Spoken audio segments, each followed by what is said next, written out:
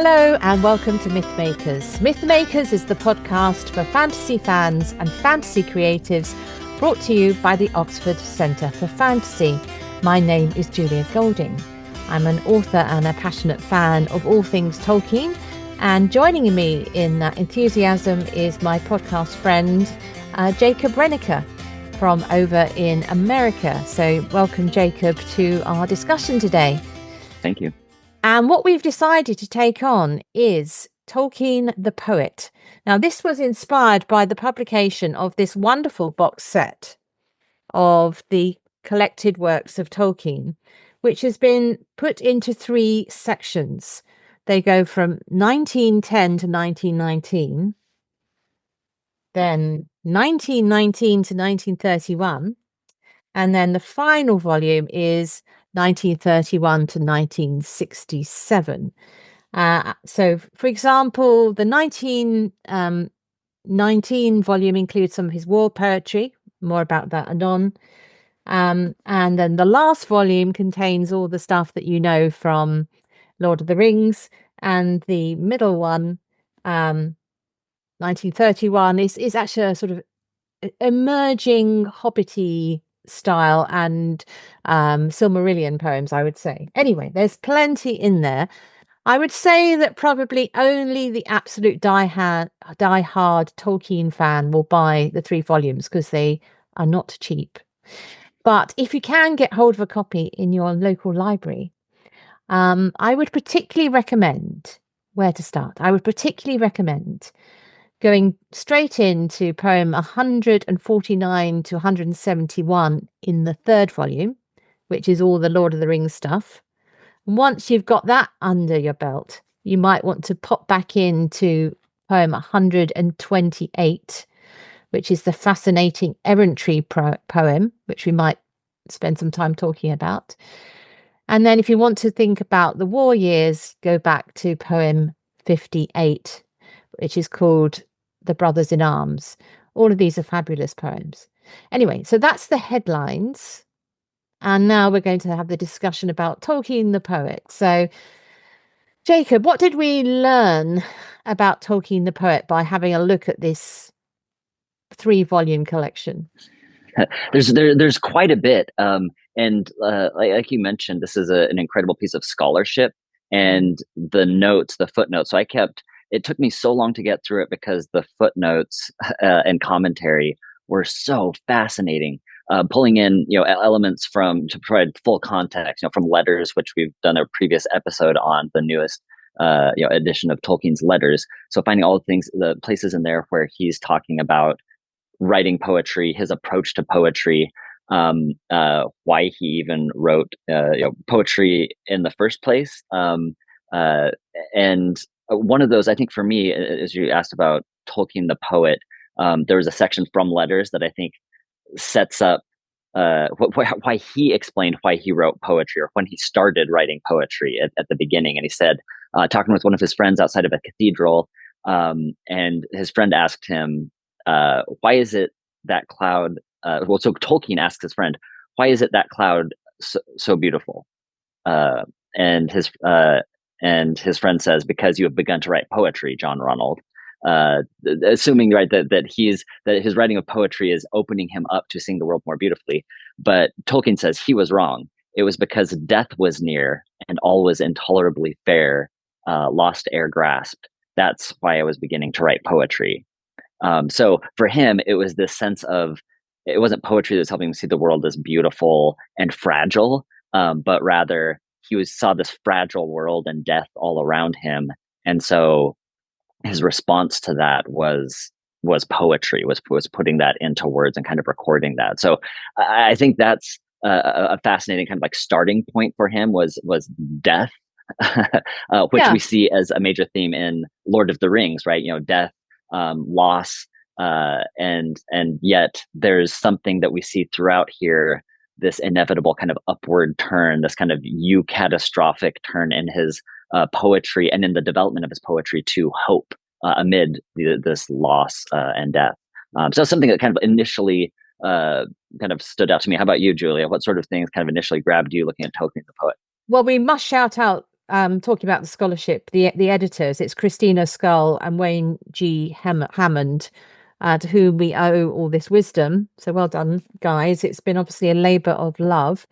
Um, so yes, I agree with what you're saying, and of course, death was one of the themes that he explicitly said was behind Lord of the Rings. On many of his a number of things he says Lord of the Rings is about, and that's one of them. I think also for me, looking at the poetry is just how much there is of it during his life. He carries on writing poetry right up to 1967, so right up into old age. There are particular moments which are very fruitful. So, particularly his youth, when the group in the of his school friends got together, and poetry was the thing they were sharing predominantly between them. Sadly, as many of the listeners to this will know, that most of that group or half that group was wiped out by the First World War, and that was a sense of the loss of the poetic voice of that generation that Tolkien's kind of stepping up to be for them. Um, and then, of course, the 20s, lots of poetry there. And then when he's writing his books, he is writing for particular narrative moments. So there is a lot of it. And the archive on it is extensive. So it's not just the reason why there's 3 volumes is because they're putting all the different versions of a poem down that they could recreate from the manuscripts. So it's not an easy read, it's a scholarship read. So sometimes if I was less interested in a poem, I would skim the various versions and go to the final version and then look back to follow the narrative. So I think you can dip into this book in any way you like. And I was trying not to get weighed down by the scholarship. I'm not writing an essay on Tolkien. So I allow myself to enjoy the poetry as being poetry. Um, so that there is a lot of it. Then the next thing I would say, my next headline is how much he experimented and played with verse. And this is a constant theme. What did you think about his experiments with nursery rhymes, for example? Did you Yeah, get that was fun. Yeah, so when he says in that quote that it was death, that really inspired him to poetry. But that wasn't the only thing that drove him. I'm sure that was an element, or at that time, looking back, he saw that as a major influence. But when he became a father, right, that's when he starts reworking these these nursery rhymes, writing a few little verses just for his new child, right? When John was born, he just started writing this poem, A Rhyme for My Boy. That's just about somebody getting a little crown and buying it in the market, and it's just little, it's silly, it's quaint, but it's cute. So you see him really kind of playing, like you were saying, like playing with language, and with the nursery rhymes, uh, you see that all over the place, right? So I think you see him in some ways. He's participating in the tradition, and so this is something that like kind of comes up later, and this is a kind of a teaser for talking later about some of the poems uh, that are in the Lord of the Rings, especially like the poems for Rohan that are more patterned after Old English. He's not just kind of aping Old English poetic styles. He's using those as jumping off points and kind of putting them in conversation with the original poem, because in one of the footnotes, it mentions him kind of chastising other translators for trying to make the poem's message more, I don't know, palatable to contemporary experiences and expectations for poetry. And he says that was an act not of like translation, but of destruction, that you mm, need to like let these things uh, stand on their own and give them their full voice. But it's okay. He took full liberty to say, like, okay, I'm consciously taking this poem as kind of my sparring partner. And he would then, play with it. So like with the Cat and the Fiddle, yeah. which then later becomes, the Man in the Moon Stayed Up Too Late. He takes this little simple children's rhyme. He's not saying that he's going to like replacing it, but he does, you know, spin a larger tale out of it that fits completely within the world of that original poem, but he is constantly, looking to it, coming back from it, and this kind of interplay between these pre-existing ideas and him, like you said, just having fun and playing and kind of expanding using his imagination to kind of uh, encourage this poem to flower in a way by his participation and engagement with it. That it's in fact honoring in some ways that original kernel of that poem. He's respecting it enough to take it seriously and to develop it. So that was something that is really fun to see him doing there, and that of course I think fits in with his larger project of sub creation, right? Taking ideas, things that exist, and then really shaping them into something different, consistent, coherent, that is as lifelike as possible, which includes comedy in addition to Yeah. drama and tragedy. Yeah, how about you? What was, as you were reading some of these more playful poems, what were things that you noticed? Yeah, I was drawn to talking about the playful poems because that is a thread that goes all the way through. So he starts writing these when he's a young father, sort of playing around with the idea of the nursery rhyme having a sort of bigger backstory. And then he reworks some of them to fit into The Hobbit and The Lord of the Rings when he needs a poem. So he goes to his drawer of his notebook of poetry and draws them out and shifts and changes them to fit the context. And then, of course, later on, he puts together the Tom Bombadil collection of poems where some of these get reworked again, and he blows off the dust of some others that he has. And then, of course, he does publish that volume of poetry during his lifetime. So I would say he hoards poetry like a dragon and polishes them up for display at the right moment. We should also mention, we probably won't go into detail about this because I don't think either of us speak Anglo-Saxon or Elvish, but there are long poems written in other real and invented languages. The thing about the connection between his interest in languages and his interest in poetry is sound, that these sound wonderful even if you don't know what they are saying. The translations provide a wonderful insight into what's going on, but in a way you don't need that because it's the sound of them that is so intoxicating. And that is something which he did both professionally. There were some attempts to encourage students of these languages by writing new poetry for them in it, but also um, what you were mentioning about sparring with them and creating his own, and of course exploring the possibilities of Elvish in verse. So there's that area in the book as well. So if you're interested in this, do dip into those sections of the 3 volumes. By the way, it's very clearly signposted. Each volume has all the poems listed at the beginning. You just need to look down, find the one you want to follow, and go to it. It's very clearly signposted.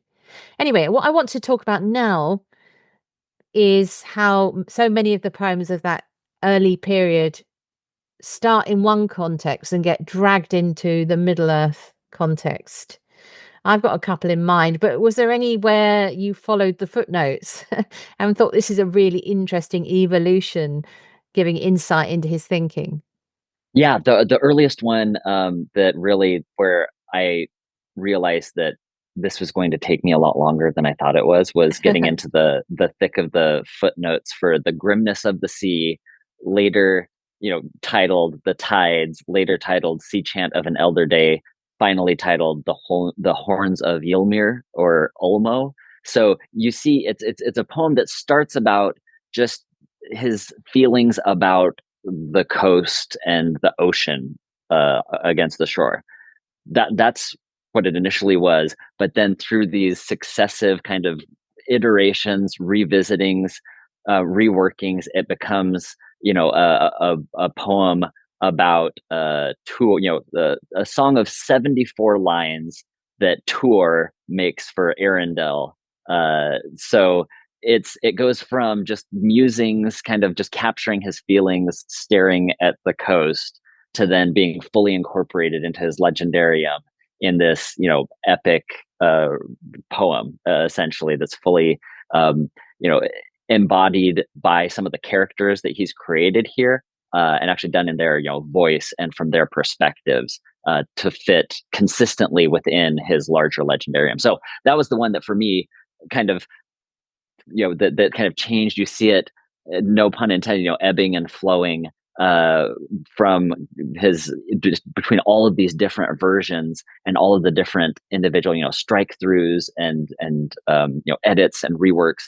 So that one, that was probably the one for me that was the earliest on, that just kind of signaled to me, like, okay, here's, like you said, he's hoarding these ideas that he has. I don't know if like hoarding, I'd say maybe, uh, I love that image. I'd say for him, it's kind of like, cultivating. If gold was living, which the dwarves would say it is, so I don't want to say that gold, it doesn't actually have life, but it's, he's kind of storing these away and then like bringing them out, not just like to polish them, but to kind of like water them and see if there's something that he can add to or join to this larger kind of organic organism, this world that he's creating. Is this something that he can transplant from this original context, and will it survive, if given the proper care and feeding, in this new world legendarium? Because I think he assumes that the legendarium has been kind of essentially a constant his whole life, and so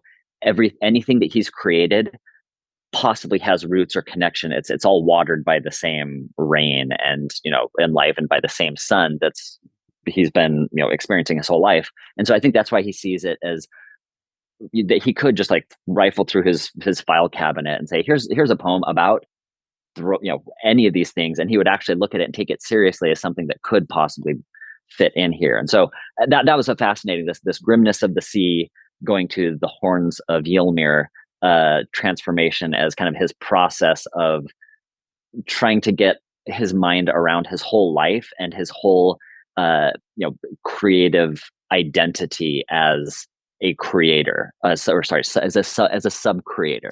So yeah, so that was probably one for me. I don't know, which ones for you Oh, were fascinating. another one in that early batch is one called The Trees of Cotyrion, which Mm, is based on the real city of Warwick. Now, Warwick is it's probably about 50 miles north of Oxford, and would have been a place that he certainly visited or and met his wife there during these sort of war years, that early stage of the marriage. It was one of the places he was near. So it was a very special, beautiful place for them. And it is a very beautiful city. It's got a fabulous, absolutely jaw-dropping castle. So all very mythic. But what I think is very interesting about it is watching how a real place and a poem about a real place that you can identify and visit morphs into a city that could feel it's part of the Silmarillion and Middle Earth. So if you want to watch the alchemy that goes on in a creative mind, watching the evolution of that poem is particularly interesting. And a very sort of small touch is poem number 83, which eventually becomes Sam's song about the troll. And you can notice the subtle differences that happen in this song, which begins as a kind of comic verse. And the reference in it that particularly drops out is churchyard. It becomes graveyard. If you know the poem, bones were found in the graveyard, because Tolkien takes out references to organized religion. So he doesn't want to have a sense of, you know, after Christ. He wants to be back in the day. So little touches like that, and plus the troll um, undergoes a change, so it feels more in tune with how trolls appear in Lord of the Rings and The Hobbit than in traditional fairy tales. So it's pulled into the gravity of his sort of planet of Middle Earth. Um, so yeah, I think that's one of the things I learned watching this. Uh, is sort of almost like little versions of the evolution you can find by following the many extra volumes of Tolkien's work published by Christopher Tolkien. You can sort of see like small versions of this happening um, in poetry, which you see in the prose that's edited by Christopher Tolkien. So I think it's also a place where he puts his deepest thoughts. And before we move into the Lord of the Rings poetry, I thought we should do a shout out for poem 136, which is Mythopoeia. Jacob, tell us about Mythopoeia. Why should we all go and read that one?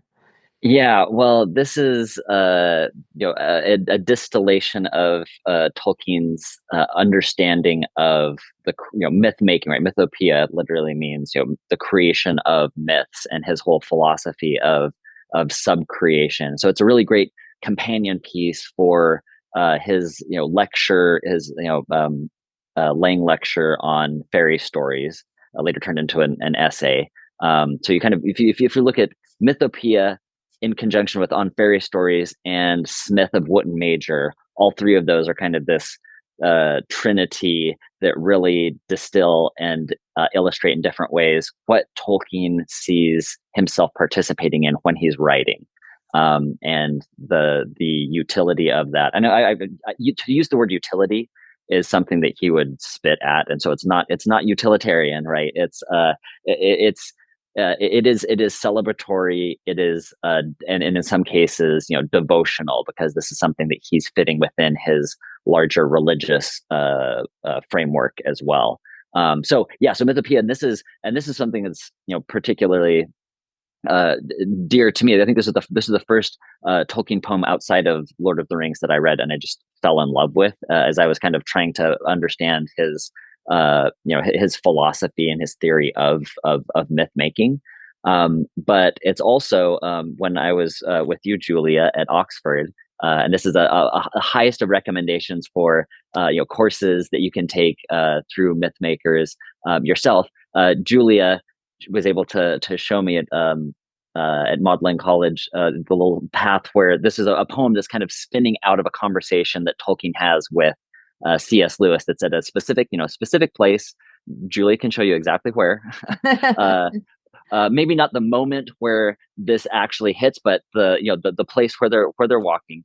That Lewis, Hugo Dyson, and Tolkien are kind of talking about myths in general, and why they're valuable. This is the one that kind of starts with before the poem starts. It says, it's from essentially Philomythus to from Philomythus to Mysomythus. So from the myth lover to the myth hater, and that's who he's kind of coding for Lewis, who says that myths were they're beautiful, they're lies, even though they're breathed through silver. So they're That's beautiful, right. but Yeah. ultimately they're not true. But what Tolkien was apparently this conversation revolved around what is truth in myth, and this was kind of with C.S. Lewis, where he identifies this as one of his major, I guess, like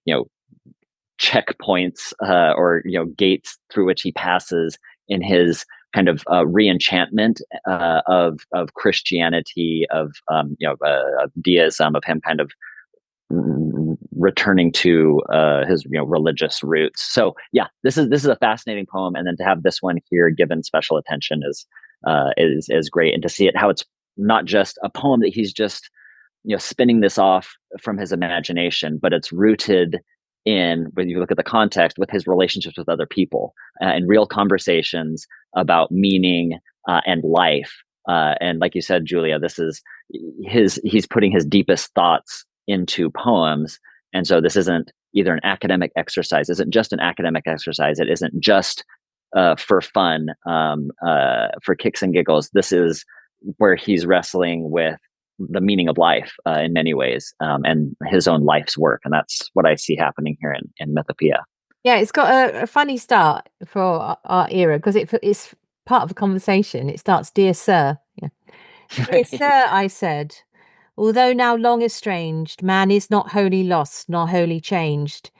Disgraced he may be, yet is not dethroned, and keeps the rags of lordship once he owned.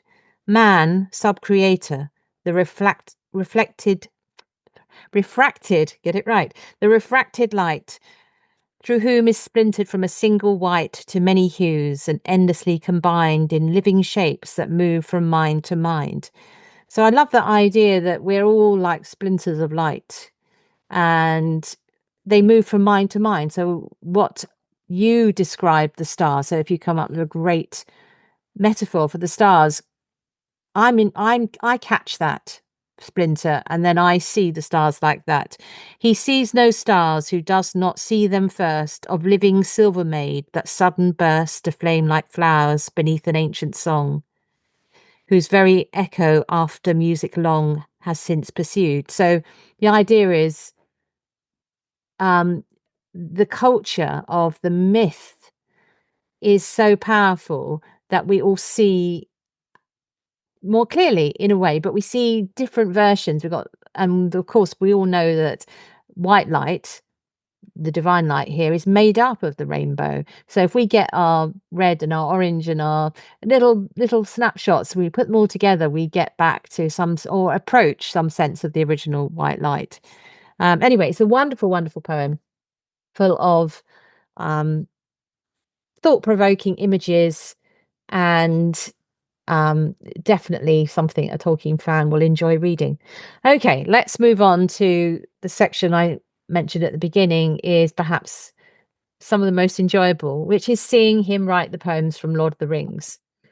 I picked this one rather than The Hobbit, because though there are poems in The Hobbit, I think the Lord of the Rings ones in particular reveal his processes. They were written, not all of them, but many of them were written whilst he was working on the book. So they were written for the place in the book that he was going to put them, rather than early stuff being brought in. It does that a couple of times, but mainly in situ. They're honed for the position, and it's interesting to find out where they fall. So the notes are very good on this. It points out that you get most of them in the first two books, so Fellowship of the Ring, and then you get particular outbursts with Rohan and the Ents. And then after that, there is some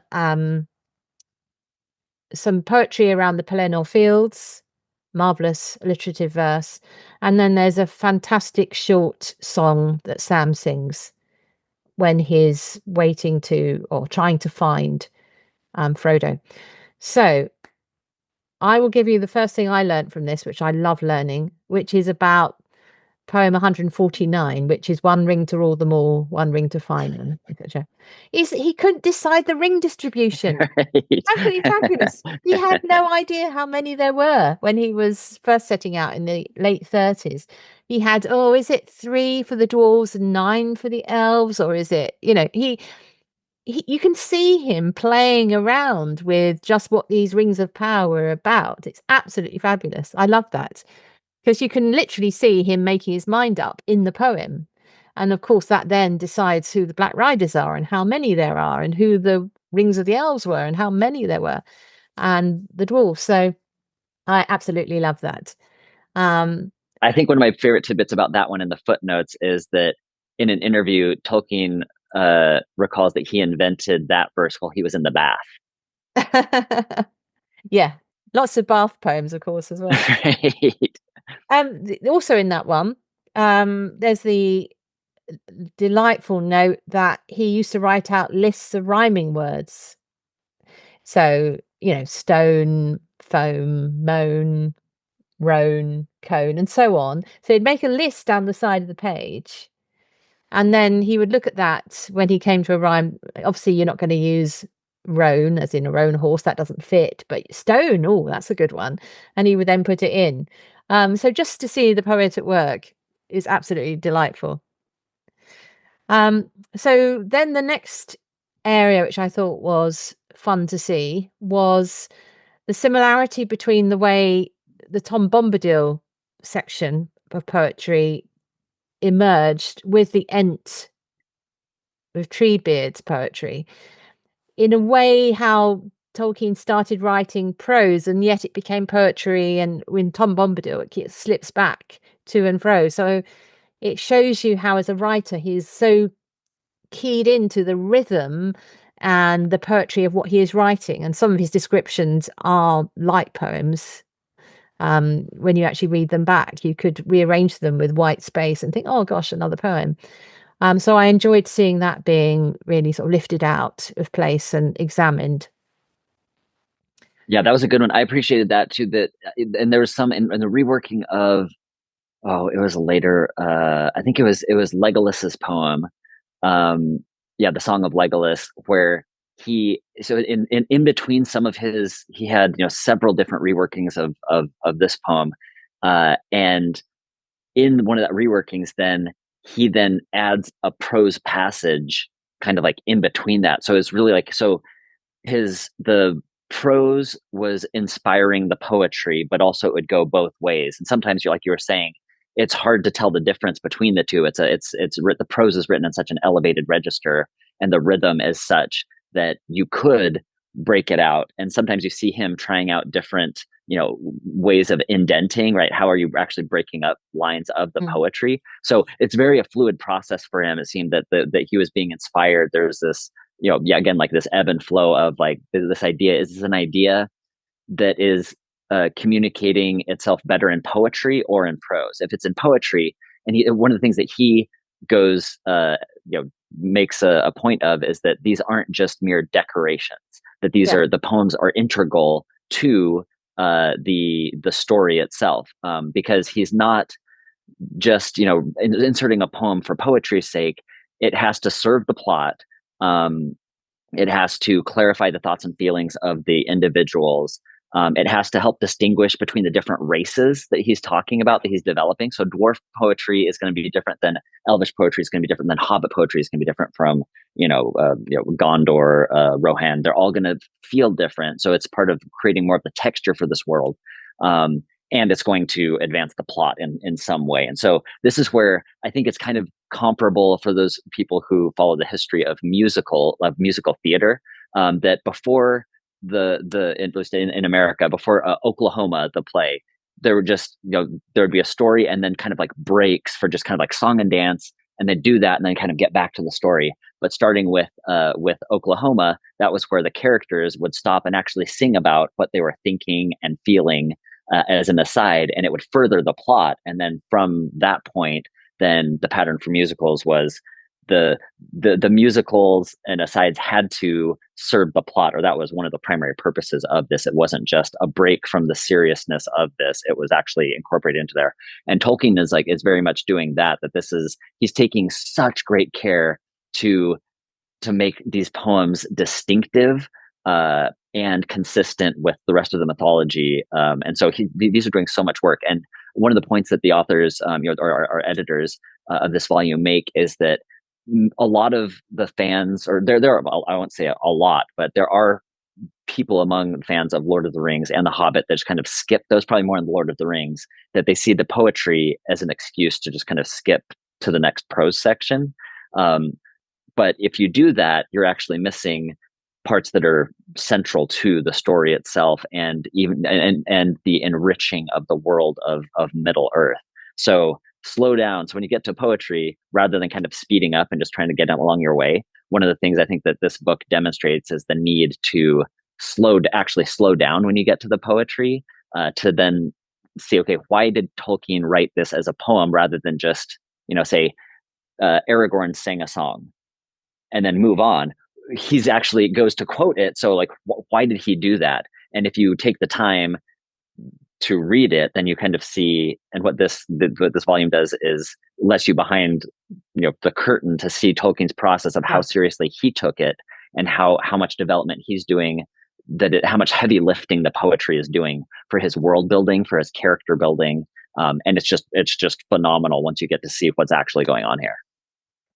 Yeah, and the editors do a wonderful job too at connecting poems to their external context where that's relevant. So I enjoyed reading about the wizard from the Kalevala, who has the Tom Bombadil, or the other way around. Tom Bombadil has the power of song, such as the wizard from that beloved work that Tolkien loved. Um, and great Finnish epic, isn't it? I think. Yeah. I'm right. Um, and also, but not just things back in the past. It mentions that the Lament for Boromir has resemblance to a well-known to Tolkien's generation poem by Kipling, who was probably the preeminent poet at the end of the Victorian era for most people. So that's interesting and of course it's very different from Kipling, but yet to find those echoes is interesting. I have a particular enjoyment of the evolution of the prophecy song. Now, for Hmm. those of you who have come at this from just watching the films, you missed this because they leap over the Grey Company. But anyway, the Grey Company arrive when Aragorn is trying to work out how he can get to Minas Tirith in time to save the city. And they come bearing another prophecy. There are several prophecies, nudges from history or dreams telling people what to do. And this one is the one about the Stone of Erech. Erech. He has to go and the Stone of Erech would be a very different thing. A Stone of Erech, he has to summon the army of those who didn't fight for Isildur, his ancestor. And what I really liked about this is seeing that his first thought was originally the prophecy would begin to start being fulfilled because three lords would be present to summon them. And the three lords are obviously Aragorn, but Legolas, who is the son of a king, and Gimli, who is a son of another very notable dwarf. So they were the three lords there. But Tolkien moved away from that. And what he did by doing that is he left it open that they may choose not to fulfill the prophecy at this time. It wasn't sliding down to inevitably, oh, well, the three lords have turned up, so therefore this is the moment. He cut that out and made it simpler. So there's more jeopardy at the moment. And a very similar thing happened to poem 153 back in Fellowship of the Ring, where the hobbits are singing one of their walking songs, and it mentions that the ring is going to be cast into the fire. Hang on a minute, they don't know this. So he takes that out so that the hobbits at that stage think they're just walking to Rivendell, and it makes Frodo's decision to be the one to carry the ring from there to Mount Doom a much bigger deal. So those particular evolutions of the poems were fascinating to see how he moved away in a good, productive way from his first thoughts to simplify the poems and take out any plot spoilers, which weren't necessary or helpful at that point. Do you want to say anything about the wonderful alliterative verse in the sort of Rohan Battle of Pelennor Field section? Yeah, this is these are really interesting, and I think you see a lot here of those, especially like I mentioned earlier with Rohan, that his academic studies, right, his profession of professor, dealing with Anglo-Saxon literature, Old English, that really colors his interpretation of these events that he is himself creating. And so he has these stories, and then he's coming in and playing the bard afterward, recounting these events, and doing so in a way that he feel would be lived in and in world. And so yeah, so it mentioned that there was a particular poem that he was drawing from. The Wanderer was one of these poems that was for the Where Now the Horse and Rider. Is that Yeah. is that the particular one that you're talking about, Well, there's or several one of of them? them There's a that are few, linked. right? So all the alliterative verse, um, so some of them are pre the battle, and then some of them are accounts of the battle and the sort of roll call of the dead. Um, I think one thing that struck me is how this links back to that poem I mentioned at the beginning, um, The Brothers in Arms, because that's got a feeling of a similar idea of people being buried under the swelling grass. Um, He fell alone, I heard him cry, I could not reach him save to die. Too late beside him let us lie, make him a grave beside the sea, heap the same earth over me, there together let us be. Build our barrow broad and high, that homeward sailors passing by may mark the headland where we lie, silent as long as time shall be in narrow house without a key, and so on. So surely when he's writing these laments, he was already using the idea of barrows and the old Anglo-Saxon burial practices Mm. for his real loss of his real friends back in the end of the First World War. So when he's writing the laments for the dead, Pelennor Fields, I think there's more power knowing that he lost friends in war, and it's a very fitting, beautiful way of marking that. I always find it incredibly moving. That list of names, in fact, I was reading it this morning, I had tears in my eyes, and I've read it so many times. We don't really know anything about the names mentioned there, but I just find it really moving, the list of people. It's like looking at the names on a cenotaph or in the wall of a church. We've got one in our little village church with the names of the lost. Look at it Right. every Sunday. It's a similar powerful effect. Yeah, that is absolutely true, and I think, and that's something that also comes across in like Greek literature, and something I noticed in my most recent like reread of the Iliad was, they'll seemingly randomly there'll be some person called out, and it says this person, and then gives like a line, and they don't have any sort of role within the larger narrative, but they were just Tom, who showed up, who was conscripted into service, and he, people really liked him. He had people over to his house, and he made them feel good. And he died, and that's tragic. So like when I would see these little individual names in those lists called out, it was the anonymity in some ways that lent a greater weight to that character. That yes, this was a person, but you could tell that okay, this person had a life, right? This Yeah. person was valuable just for being a person, and here they died in this. So it's tragic in that sense, but in another sense, they are being memorialized for ages to come because they were part of this heroic battle. And that's something that I think Tolkien, we see as he's looking at the differences, he's playing with some of these old English poems. In some of them, he's seeing the tendency being just kind of more downward toward despair and pure lament. But in the reworkings of these different poems, or his sparring, his engagement with, he always kind of adds some ray of hope. There's something that is kind of worked into there that adds, and even if though they died, there is something either beautiful about their death or something that's hopeful in moving beyond the death of that person, even if it is just the memory of their light. That's something that can overcome this kind of chasm of death that's been created by the death of this person, but that light can be drawn forward, and it's drawn forward in these kind of epic traditions. That's just beautiful to me. And I would say at this point that if you are a bit cold to the Pelennor Fields poetry, immediately run away and go and listen to the BBC dramatized version, where they have an absolutely brilliant setting to music of this. Hmm. It's fantastic. And it shows you how powerful the poetry is if you imagine it sung.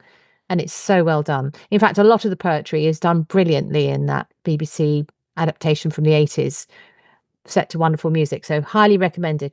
Okay, so just sort of finishing off on the Lord of the Rings material before we give our sort of verdict. I would say that my favourite poem of them all is the one that Sam sings Mm-hmm. when he's in Cirith in Western Lands Beneath the Sun. That one. Beautifully sung by Bill Nighy in the BBC version. And it's a song I used to sing to my kids as a lullaby. So Oh. there you go. I'm a real Tolkien keen. They get indoctrinated young in our household. Um, and I was fascinated to watch the evolution of my favorite poem Mm-hmm. because it started out much more complicated, more lines, more verses. It kind of morphed into the Bilbo I sit beside the fire and think. It became a bit more like that, as though it was a Bilbo song. And then it became for me, if you want someone to say to you, what is the essence of Tolkien poetry? It's this. So the first verse is about the beauty of Middle Earth, the stars in the sky and the trees, and then the second verse is defiance. Though here at journey's end I lie in darkness very deep. That bit. So it seems to me like a little perfectly formed summary of everything that's brilliant about Tolkien. So there you go. That's worth the price of the admission, isn't it? How about you? Have you got a favorite poem? I think, yeah, I just kind of want to echo that one. I think that was for me looking at him reworking that one, and that's really where it hit home to me, his revisions, because at the earliest versions of that, it was really a lament, it seemed like. But then as it's slowly being revised, it has this upward curve Yeah. that's towards, even though they'll start with like the beauty, but then it was like, and now the world is dark, I'm in a sea of shadow, or I'm it was one of the phrases that ended being used. And so from being just kind of lament, pure lament, to then this upward turn, that the sun is still shining above Above the the darkness, shadows right? is the sun, and stars shall ever dwell. Yeah, see, Yeah. but then that wasn't in the earliest versions, right? So you see Tolkien almost going through this evolution that you see with, I think, himself, even with like war poetry, with seeing, being bogged down by, here's this death and this inequity and destruction of both human life and the natural world, right? With industrialization, and this long defeat, but you see then that there is this hope, this belief in something that can transcend that. And so you kind of see in this poem a microcosm of Tolkien's kind of personal evolution. And I'm wondering if I think, yeah, this poem you have I think is a great way to kind of end our discussion about his poetry, because this poem itself, our editors point us to a legend, English legend Yeah. of a minstrel who is searching for King Richard I of England, Yeah. and who went around, wasn't sure where the king was being kept, and so the minstrel would go and sing this song, and wait for the response, to the following verses, and went from castle to castle until finally he heard the responding verses and knew that's where the king was. And so Tolkien is playing with that idea, because, and they can say that because he mentions that episode in a letter to somebody else, so they knew that he Yeah. knew about it. And so Well, I knew he about it outside of this. It's anyone oh, who reads kind of myths and legends here, the bard's name is Blondel. And Richard the Lionheart managed to get himself quite a good PR in history. He wasn't actually a very good guy, but he's done quite well. He's the good king in Robin Hood. the Disney Yeah, film, yeah. apparently. He wasn't really, folks. Sorry. But anyway, in the myths and legends, he comes out well. And indeed, Blondel locates him by singing a song outside his window.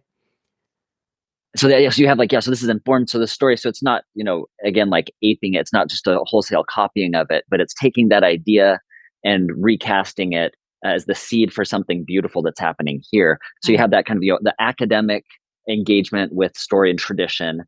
You have his kind of like personal evolution of how he's dealing with death and loss, and also I think maybe even for his own creative process.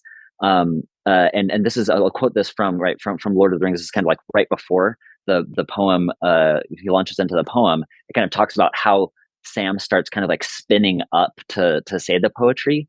It says, to his surprise, to Sam's surprise, right, moved by what thought in his heart he could not tell, he begins to sing. He murmured old childish tunes out of the Shire. So he starts with taking all these, nursery rhyme songs that he Mm. heard, and snatches of Mr. Bilbo's rhymes, right? So Bilbo was taking these, elvish poems that he'd learned, and the dwarvish poems, and he would share those. So from this, larger world, they weren't simply childish tunes or nursery rhymes. These were ones that were kind of had more a bit of an adventurous, epic feel to them. So he has, childish tunes out of the Shire. He's murmuring. He takes snatches of Mr. Bilbo's rhymes that came into his mind, like fleeting glimpses of the country of his home. And then suddenly, new strength rose in him, and his voice rang out, while words of his own came unbidden to fit the simple tune. So he's taking these simple ideas, but then his own experience and thoughts are kind of then giving content to that general form that he is, in a sense, like purveying, because he's honoring those songs and everything that came before, and then adding to that, being a participant of that, not replacing them, but being a participant in that. Just like you see, with their discussion between Sam and Frodo, that we're all part of the great story, right? Yeah. What if somebody would say, about the same things about us? Would somebody ever say a story or write a poem about us? It's silly to think of, but then, like, well, they would have thought the same things in their time. But after, in retrospect and having developed a maturity, you can see that your own life is something that's worthy of poetic, reinterpretation of. And that's something in this song. I think it is kind of a microcosm for everything great that we see about Tolkien's process as a poet, as a creator, right, as an artist, is all right here. And we have this book, this wonderful collection to thank for this kind of peek behind the curtain to see into, right, Tolkien as an artist, as a human, and his whole experience. And it's just wonderful. Highly recommended. Yeah. Worth its weight in gold. So the verdict on the 3-volume is 5 stars. With the caveats we said, it's not an easy read, but it is a really fascinating read. And I think that I came away thinking, well, I wouldn't say he was a great poet of the 20th century, because so much of the poetry is connected to the specific world, but it makes him a great narrative poet. He's innovative. He's got a variety of registers because of the cultures he's exploring. He also captures a sort of jewel-like intensity about the world, literally often with the words of jewel. So I think the atmosphere he creates is beautiful and fascinating, particularly good on the natural world. He does this with fairly simple words, simple nouns, natural images, powerful rhythms, and they make great songs. So I think he's the best poet who is a novelist, if you see what I mean, a poet within a novel. I think that's where I would put him. Yeah, agreed. Yeah, it's nothing that you would, put aside other, poets, historic poets. You wouldn't put it next to, well, I might put him next to Homer, just because Homer was writing with myth as well, right? But if you're looking at just, at poets, like contemporary poets, it's not the same. This is something, like you said, Julia. He's doing it within the context of this larger myth. And so I think of stories, that I've read, of within fictional worlds, and poems that are, part of whatever, fantasy novel that I've read. This certainly is, the top. This is kind of the sterling example of Yeah. what thoughtful integration of poetry can do for a work of fiction and a work of art. Okay, so just a sort of deep breath, and we're going to leave Middle Earth now. And just to finish with our where in all the fantasy worlds question that we try to land on in Mythmakers. Where in all the fantasy worlds do you think it'd be good to be a poet who is writing the elegies and the laments? Because I feel that that's a particularly strong vein in Mhm. his poetic collection. Where would you think it'd be really great to be a poet of the dirge or the elegy? Yeah, yeah. No, this is that's a great question, and I think, as I was thinking about it, I might have nodded towards this a little earlier. I think the Trojan War, that Mm. in the Iliad, and by the way, if you haven't read the Iliad in a while, or you're forced to read it as a student, there's a beautiful audio version of it. Alfred Molina, is, classically trained Shakespearean actor and movie star in his own right, in film. But he does a wonderful, wonderful reading of the Iliad, and so that's really, I think, where I learned to appreciate the Iliad more, was then going back to it after a while, and then listening to his, recitation, essentially, of it, understanding that, like, the poetry of death, right, of war, and what kind of Homer was able to do there. So if you're looking at the quasi semi mythic historical world of the Trojan War as presented by Homer, I think that's one that just their view on death, the good death, uh, was beautifully captured in the Iliad. So it's not a purely classically considered work of fiction, but I think that there are certainly fictional and mythic elements there that it'll be close enough for me to say that I would choose a bard that's with the Greek or Trojan armies that's recounting the loss of their soldiers. Yeah. I guess that, when you ask that question, you think, well, what would it be like in Alice in Wonderland? You end up with a comic poem, don't you? And so I was wondering to think of a world which could do with some lament poetry. And I was thinking actually Star Wars. It Okay. could do with some because they don't really they've got some great themes provided by John Williams, but I don't remember them really focusing much on culture. No, So you're absolutely right. it'd be really interesting to have someone give it some serious thought about, the lament for the death of Han Solo. Sorry, that's a plot spoiler. But so that would be really interesting because you could then combine it with the idea of the Force and Yeah, what lives on. So that would be, I think, a really fascinating place to be a writer of laments.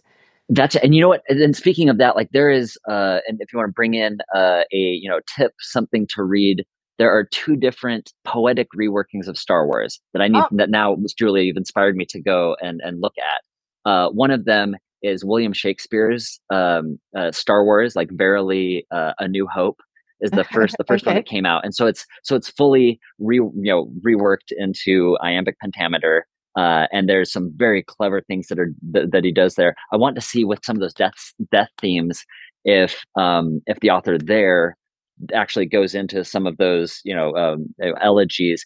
So there's also another one that is the Odyssey of Star Wars, and so it's more in the Yeah. hexamic dactylitter Wine Dark dactymeter, Sea. right, Yeah. right, with yeah, so it's more done in classic Greek form as opposed to a British, contemporary with Shakespearean. So I want to check, especially the kind of Homeric reworking of Star Wars, to see if how they treat the death scenes. So thank you for bringing that. I think that is fascinating. I want to see if somebody does that. But you're absolutely right and I think that's what with Lord of the Rings. That's one of the things that gives it its depth, is that death is treated as something that is serious and Yeah. worthy of reflection and sitting Yeah. with, Yeah. and that's something you don't get everywhere. Yes, and perhaps we'll report back if we find something Okay. interesting. Okay. Anyway, thank you so much, Jacob. We've been talking for a while, but it is a big subject, surprisingly large for most of us who didn't realize that Tolkien was such a poet. Thank you very much for listening.